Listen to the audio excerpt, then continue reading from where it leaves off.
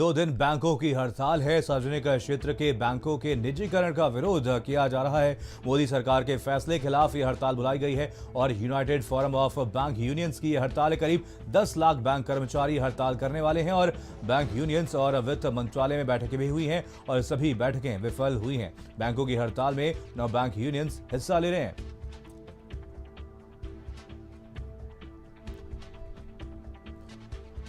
तो बैंकों के निजीकरण का विरोध यहां पर किया जा रहा है।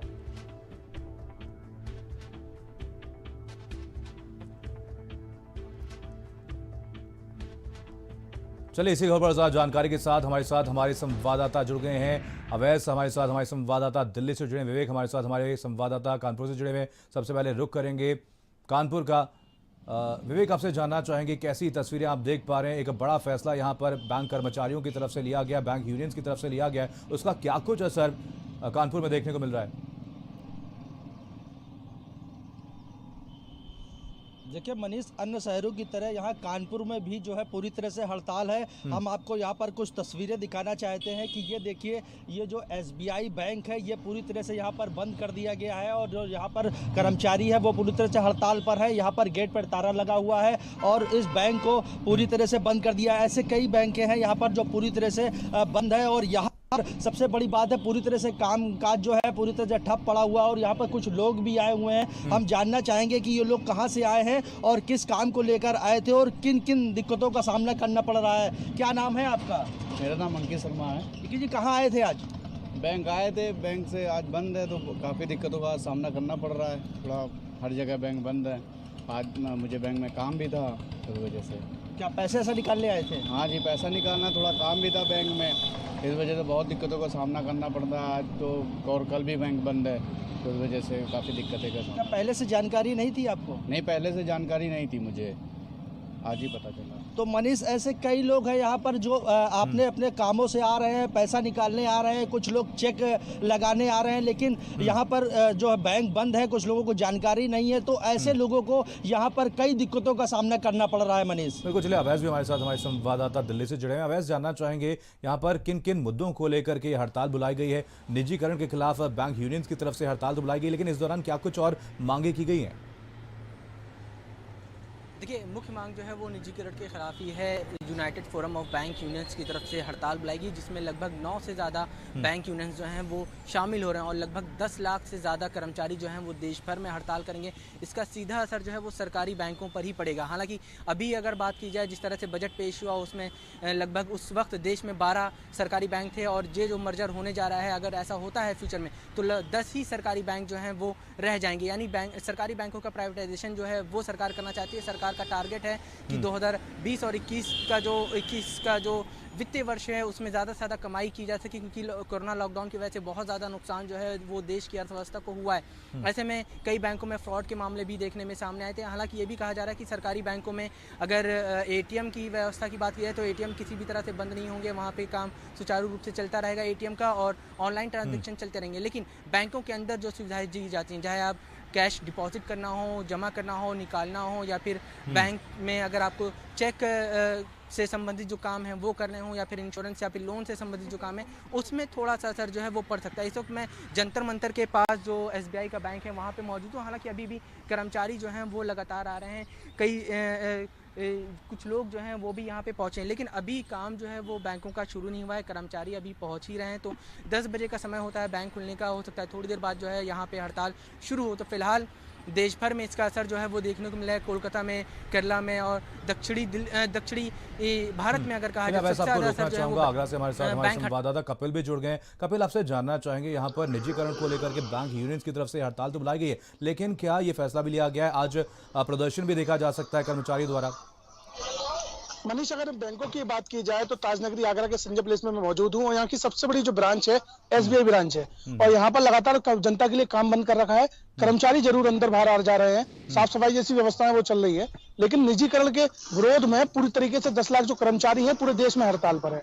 और यूनाइटेड बैंक ऑफ इंडिया की ओर से ये हड़ताल बुलाई गई है और इसका सीधा असर जनता के ऊपर पड़ रहा है। जनता के कई लोग ऐसे हैं जो यहाँ आ रहे हैं और बैंक बंद होने के कारण लौट रहे हैं मायूस होकर, तो जो करोड़ों की ट्रांजेक्शन है उसका कहीं ना कहीं नुकसान होना है और पब्लिक जो काम है वो रुके हुए हैं। एटीएम जरूर चालू है, एटीएम से आप कैश निकाल सकते हैं और एटीएम जैसी मशीन है उनसे जमा कर सकते हैं, लेकिन बैंक के अंदर निकलने वाला कैश और जमा होने वाला कैश दोनों ही पर रोक है। और हड़ताल के चलते ये 2 दिन का जो हड़ताल है, ये इसके चलते जनता को खासी समस्या का सामना करना पड़ रहा है। लेकिन जिस तरीके से वित्त मंत्रालय और यूनियनों के लोगों के बीच में वार्ता हुई, और लगातार 3 बार की वार्ता इसी मार्च के माह में जो हुई वो फेल हुई, जिसके चलते आज यानी आज से 2 दिन की हड़ताल का जो ऐलान किया गया है।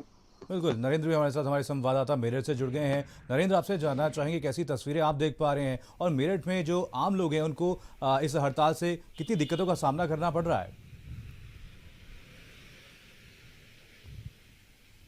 देखिए मनीष, अभी मेरठ में कोई भी बैंक के ताले नहीं खुले हैं। मैं पीछे आपको दिखाना चाहूँगा कि ये बैंक हैं वो अभी भी बंद हैं। 10 बजे से ज़्यादा का वक्त हो गया है और ये हालात सारे ही जहाँ जहाँ बैंकों की शाखाएं हैं वहाँ पर ये बने हुए हैं। कोई भी कर्मचारी यहाँ पर नहीं पहुँचा है। जहाँ तक ये बात कही गई थी कि जो छोटी मोटी जो सुविधाएं हैं वो बनी रहेंगी, जैसे एटीएम में पैसा रहेगा और बैंकों के जो चेक हैं उनका क्लियरेंस होता रहेगा, ऐसा कुछ भी देखने को नहीं मिल रहा है। यहाँ जो एटीएम की मशीनें लगी हुई हैं, इन मशीनों में पैसा नहीं है, क्योंकि सैटरडे और संडे की छुट्टी थी। उसके बाद से लगातार जो ग्राहक हैं वो वापस लौट रहे हैं।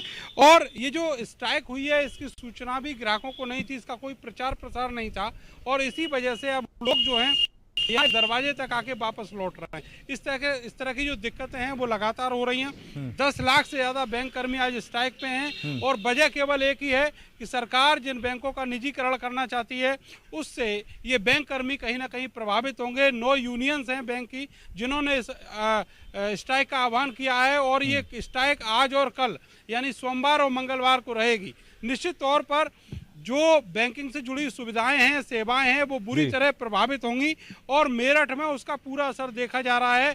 बैंकों के ताले तक नहीं खुले हैं, ऐसे में समझा जा सकता है कि यहाँ पर ये भी किसी से ग्राहक नहीं कह सकता कि अगर एटीएम में पैसा नहीं है तो पैसा लेने आखिर कहाँ जाए।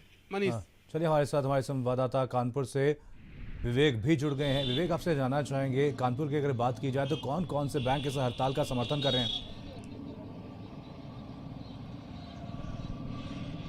देखिए, यहाँ पर कई ऐसे बैंक हैं जो समर्थन कर रहे हैं, पर निजीकरण को लेकर यहाँ पर जो बैंक हड़ताल है इससे जो आम पब्लिक है उसको खासी दिक्कतों का यहाँ पर सामना करना पड़ रहा है। देखिए, टाइम हो चुका है और यहाँ पर जो हम आपको दिखा सकते हैं कि ताले लगे हुए हैं बैंकों में और पूरी तरह से यहाँ पर कोई कर्मचारी नहीं है और ना यहाँ कोई वर्कर आया है, तो पूरी तरह से यहाँ पर बैंकों में ताले लटके हुए हैं। लेकिन यहाँ पर लोग आ रहे हैं, उनको यहाँ पर निराश होकर बाहर जाना पड़ रहा है। अगर उनको पैसे की आवश्यकता है तो कहीं ना कहीं एटीएम भी अब खाली है, क्योंकि 2 शनिवार और इतवार पड़ा था, तो इसके चलते एटीएम भी खाली है और यहाँ पर बैंकों से भी पैसा नहीं निकाला जा सकता। तो ऐसे में अगर पैसे की ज़रूरत पड़ती है या बैंक का और भी कोई काम होता है तो जो सारी से सारी जो दिक्कतें आ रही हैं वो सिर्फ यहाँ आम पब्लिक को भुगतना पड़ रहा है। मनीष, बिल्कुल, चलिए अवैध में हमारे साथ हमारे संवाददाता जुड़े हुए हैं। अवैध से इस मुद्दे को लेकर के लगभग 3 बैठकें बैंक यूनियंस और सरकार के बीच हुई हैं। आपसे जानना चाहेंगे क्या कुछ और संकेत मिल रहे हैं, आगे और भी कोई बैठक हो सकती है और बैठकों में क्या कोई समाधान निकाला जा सकता है?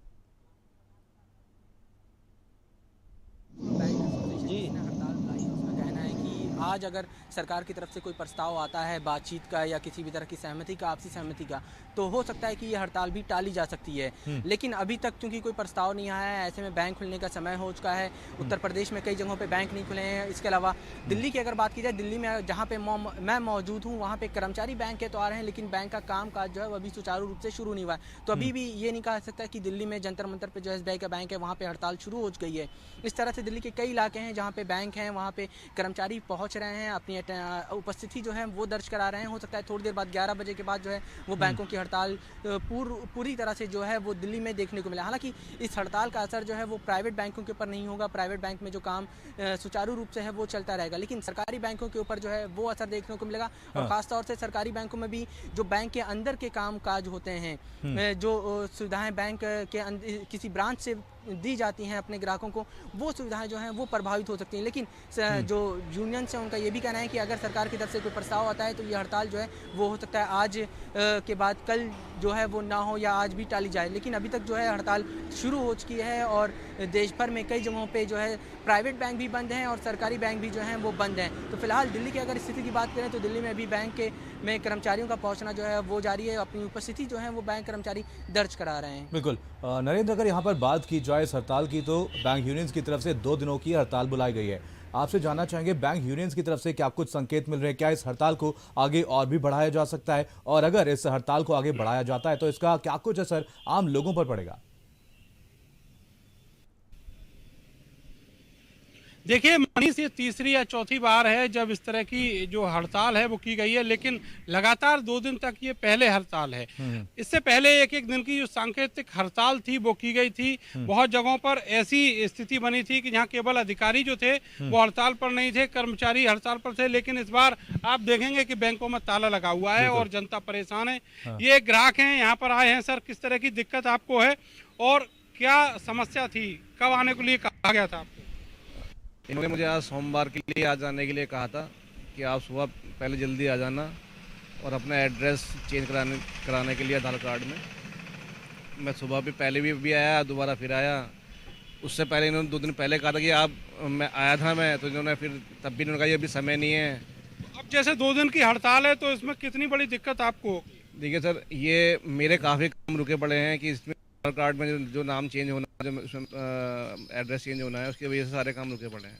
देखिए, इस तरीके से जो लिपकी काम है उसके लिए आए थे यहाँ पर, लेकिन बहुत सारे ऐसे भी लोग हैं जो अभी मेरे सामने ही इस एटीएम से वापस गए हैं। इस एटीएम मशीन में पैसा नहीं है और पिछले 2 दिन जो छुट्टी रही उसकी वजह से यहाँ का कैश जो है खत्म हो गया है। और यही हालत तकरीबन हर एटीएम मशीन में है जहाँ भी शहर में एटीएम लगे हुए हैं।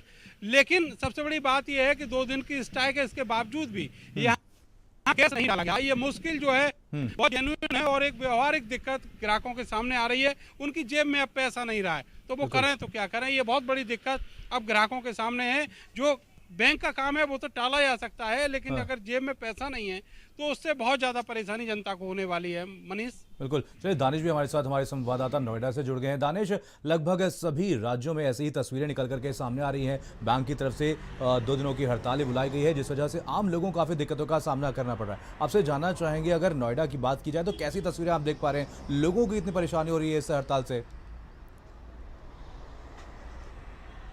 बिल्कुल, देखिए लोगों को काफ़ी परेशानियों का सामना करना पड़ रहा है क्योंकि शनिवार रविवार पहले से ही बैंक बंद था, तो लिहाजा सोमवार को लोगों को अपने बैंक खुलने का इंतज़ार था कि वो जो अपने रोज़मर्रा के कामकाज हैं बैंक के वो ख़त्म करेंगे। लेकिन 15 और 16 यानी आज और कल फिर बैंकों की छुट्टी है, तो लोगों को जो परेशानियां हैं वो लगातार बढ़ती जा रही हैं। जिस तरीके से हमारे सहयोगी बता रहे थे कि एटीएम जो मशीनें हैं वहाँ पर उसमें पैसे नहीं हैं क्योंकि जो सरकारी बैंक है ज़्यादातर जो उनकी एटीएम मशीनें लगी हुई हैं वहाँ पर पैसा एटीएम मशीनों के अंदर न होने की वजह से सबसे ज़्यादा जो परेशानी का सामना करना पड़ रहा है वो उन लोगों को करना पड़ रहा है जो एटीएम मशीनों में पैसा निकालने आ रहे हैं। हालांकि प्राइवेट बैंक ज़रूर खुले हैं, वहाँ ज़रूर कामकाज चल रहा है, लेकिन सबसे ज़्यादा जो खाते हैं, जो सबसे ज़्यादा जो बीच मिडिल क्लास के लोग हैं उनका जो खाता होता है वो सरकारी बैंकों में होता है। और सरकारी बैंकों में जिस तरीके से आज ये हड़ताल का आह्वान किया गया है वो कहीं ना कहीं आम लोगों को परेशानी बनता जा रहा है। हालांकि हमारा बैंक ऑफ इंडिया के जो मैनेजर हैं उनसे बात हुई, उनका कहना था कि हम लगातार सरकार से वार्ता भी कर रहे हैं, उनकी बाकायदा मीटिंग सी हुई है कि हाँ ये जो निजीकरण